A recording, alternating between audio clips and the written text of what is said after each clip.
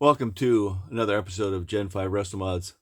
I'm your host Dave White, and today we're going to kind of catch up to our build on the Real Deal Steel car and show you a little bit of transmission cooler lines that we just finished.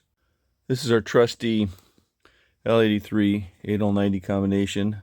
We've got just about everything hooked up here, so let's go over a couple things. One of the things that was really nice, I was able to use the existing positive crankcase ventilation fittings, which are kind of big. I'm not sure why they're so big on the breather. The positive crankcase ventilation system on the truck is completely different than the car. Car was actually originated from the Cadillac CTS-V because it was a wet sump. But the truck engines and the car engines are built, they're mirror images each other. The truck engines have the water pump over here on the right-hand side, and the cars have it on the left-hand side. So it negates doing things normally. You kind of have to reverse it around. So here's my intake, my 90 intake, and it necks down from a 4-inch down to 3.5 because that's what they are stock. They're 3.5. And with the C8 intake manifold, we'll see what happens. Hopefully we'll get a little bit more RPM and cut down on the torque, but that'll come for another day when we run it on the dyno. So we've added our cooling lines here. We chase those back behind the fender.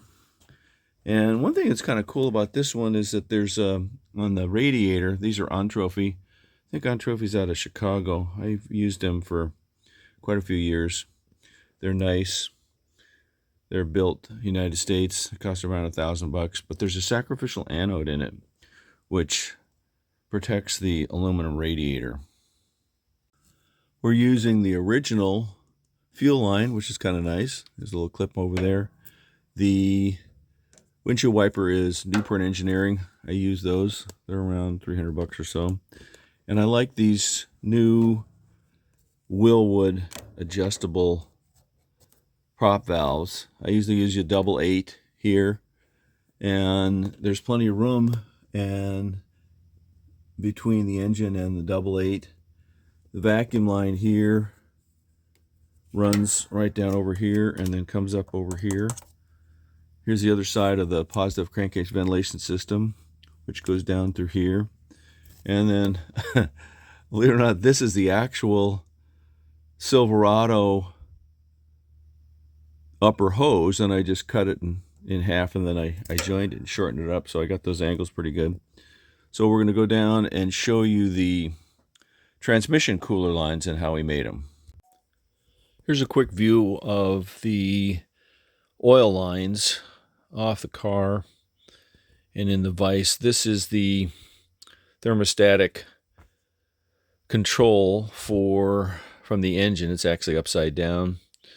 What I did is, this is metric, which is about 13 millimeter, but I used 1/2 inch AN8.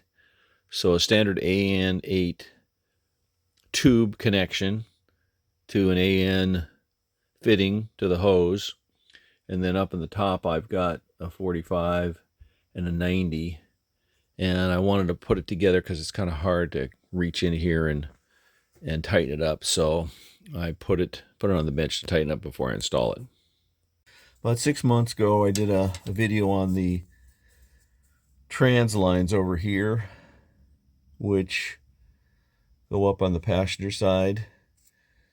And this is the oil cooler lines, which are completely different than the car. On the car, like the Camaro and the CTS-V and stuff, there's a great big huge oil cooler right here sitting on the side of the sump, and it's cooled with radiator fluid. On the trucks, they use a conventional air to oil cooler, which is for swapping anyways the only way to go. So these are the stock lines here, about 1/2 inch. They're metric, of course, and you can see the fittings. I had to move the fittings back a little bit from before. Those are tube fittings to 8AN. So this is the standard Holley 302-20 Swap Sump that's kind of more or less required. As you can see, there's not a whole lot of room here between the cross member on the Roadster shop frame and the bottom of the sump. But everything is designed very, very well, very, very accurate. And I have nothing but accolades for the Roadster shop stuff. So one of the things I like to do is I try to use as much of the original serpentine system as possible because I like the factory stuff. This is the power steering pump from LSX Innovations in Bend, and it uses a Type 2 power steering pump. There's a little pulley over here, and you just have to get a bigger belt. Here's the path of the lines here, cooler lines, which go up to the top, and we'll show you how those fit. Cooler lines come right through here and up and around and up. This is a side rail cooler that I've mounted in front of the radiator, and it uses AN6, which is kind of, I don't know, there's not much I can do about it. These are 8. I could have done 6 all the way and then necked it down, but you've got to go from 6 to 8 at some point.